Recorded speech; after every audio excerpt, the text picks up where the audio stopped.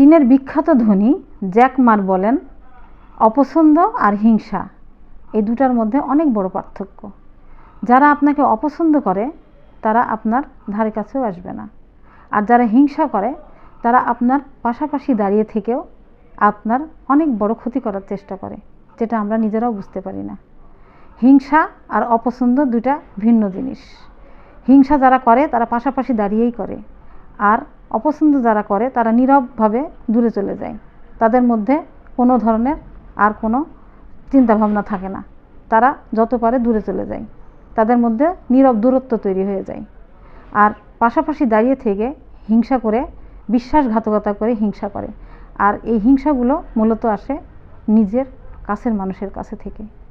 হিংসা নিয়ে অনেক বড় বড় উক্তি আছে, তার মধ্যে বিশেষ কিছু উক্তি হচ্ছে, হিংসা মানুষের নেক আমলকে ধ্বংস করে দেয়, হিংসা অন্তরের আলোকে নিভিয়ে দেয়, হিংসা মানুষের সৎকর্মকে নষ্ট করে দেয়, হিংসার কারণে আল্লাহর রহমত থেকে বঞ্চিত হয়। তারপরেও কি হিংসা থেমে থাকে? থাকে না। যারা হিংসা করে তারা হিংসা করেই যায়। তাই আল্লাহ সবাইকে সৎ এবং নেক সুবুদ্ধি দান করুক।